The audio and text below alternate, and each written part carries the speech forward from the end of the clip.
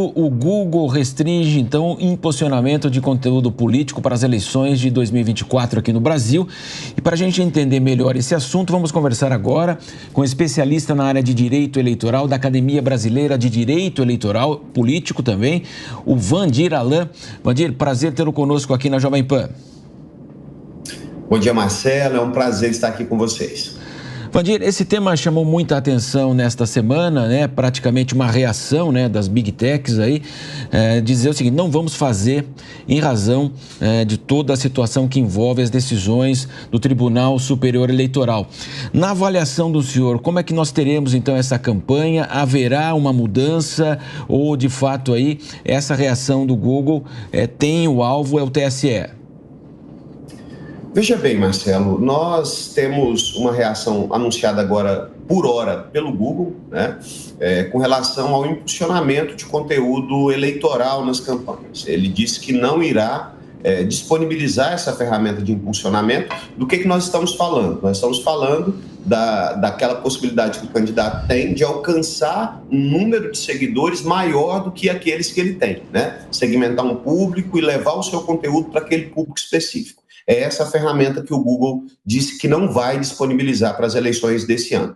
Nós temos aí, Marcelo, uma situação, um embate entre gigantes, porque as Big Techs, né, as grandes empresas de tecnologia, elas buscam potencializar os seus lucros e minimizar as suas responsabilidades.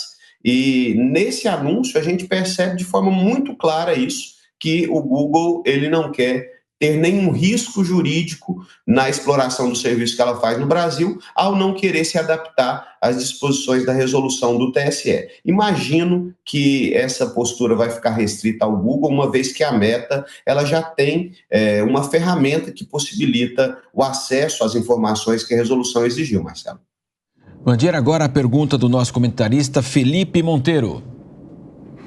Bom dia, Olá, doutor. Felipe. Obrigado por estar conosco agora na parte da manhã, discutindo esse assunto de suma importância para nossos ouvintes e para todo mundo, né? A minha questão é a seguinte: você não acha... É uma questão que você vê o problema quando, infelizmente, a gente quer criar regulações e regulamentações, no meu modo de ver, equivocadas, né? Querendo ou não, se você pegar, por exemplo, o Google e as redes sociais, ela foi também um instrumento para impedir ou para fazer com que outras pessoas fora da oligarquia política participassem do pleito eleitoral.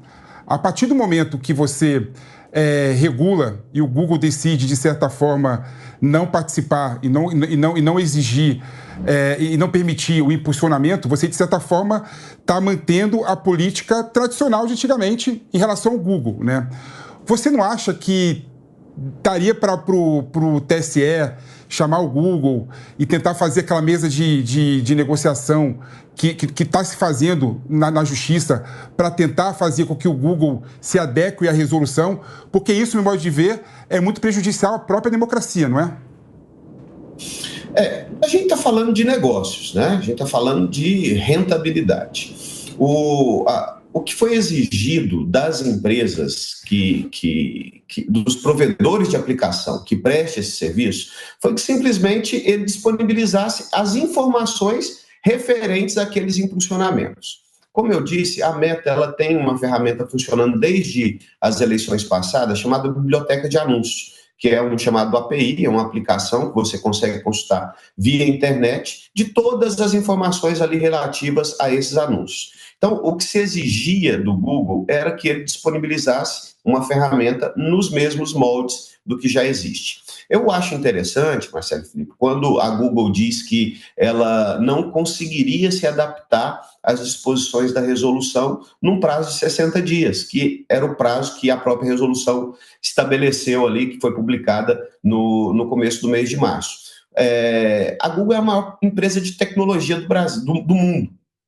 O time de desenvolvedores que eles têm são capazes de fazer façanhas que as outras empresas elas levariam décadas para fazer. Então, não é razoável acreditar que o Google não disponha de pessoal e tecnologia suficiente para se adaptar a uma determinação de disponibilizar informações. Eu imagino que o que motiva, de fato, essa negativa do Google eu não digo nem que seja negativa, para mim é um esticar a corda. Essa esticada de corda do Google, ela está mais centrada num dispositivo que foi inserido lá no artigo 27A, que é o seu parágrafo 1º, que passa a classificar como conteúdo político eleitoral, independente daquilo que os filtros do provedor estabeleça, todo o tema que diga respeito às eleições, partidos, federações, coligações, cargos, pessoas detentoras de cargos eletivos, tudo isso tem o caráter de conteúdo político eleitoral, e o Google passaria a ter a obrigação de fazer esse filtro também, para além daquilo que ele próprio classificasse como conteúdo político eleitoral. Eu imagino que esse dispositivo é que está travando a prestação de serviço do Google nas eleições desse ano. Uma vez que é um serviço absolutamente rentável. Os 2 maiores gastos nas eleições de 2022 aliás, o maior gasto da eleição de 2022 foi com os provedores de aplicação Meta e Google. Bandeira, agora a pergunta do nosso comentarista José Maria Trindade. Pois é, muito bom dia. Há um risco jurídico nisso aí muito grande, né? Os partidos estão com 6 bilhões de reais para a campanha eleitoral. Parte importante desses 6 bilhões vai exatamente para investimentos em impulsionamento. Eu conversei com vários deputados aqui na chegada, né, do ano legislativo, e eles disseram que a campanha eleitoral deles, né, logo depois da posse, que foi desenvolvida numa parte muito grande e a tendência de crescimento exatamente na área de internet, investimentos na área de internet. E muitos me disseram o seguinte: na próxima eleição, ou seja, 2026, e agora nós estamos passando por uma eleição municipal, que o grosso do investimento seria mesmo na área de internet, porque o retorno é bem melhor, né, do que fazer discursos em praça pública, visitar vários municípios e tal. Só que o custo jurídico está muito alto, né, e o risco para essas empresas. A minha pergunta é exatamente essa, sobre esse aspecto legal. Quer dizer, a justiça eleitoral está se agigantando para cima dessas empresas, e elas teriam que fazer uma mediação muito complexa, de saber o que é um anúncio legal, o que não é um anúncio legal. Quer dizer, não é tanto dinheiro assim. O Google hoje tem o maior faturamento de mídia do Brasil. Ele fatura mais do que somados todos os faturamentos de mídias tradicionais do país. Quer dizer, não é arriscar demais por pouco, não. Eu acho uma medida correta empresarialmente. Eu não posso fazer o paralelo entre o que isso representa no faturamento da Google. O que nós conseguimos avaliar é que, da perspectiva do gasto eleitoral, é um dos maiores gastos. O risco jurídico, ele existe, mas a regulamentação estabelecida pelo TSE, ela é necessária, José Maria, porque o grande desafio para nós, enquanto sociedade, na perspectiva das eleições, é combater a desinformação. A única forma de se combater a desinformação é com informação verdadeira, é com transparência, é com meios de efetivamente se identificar os responsáveis pelo espalhar dessa desinformação.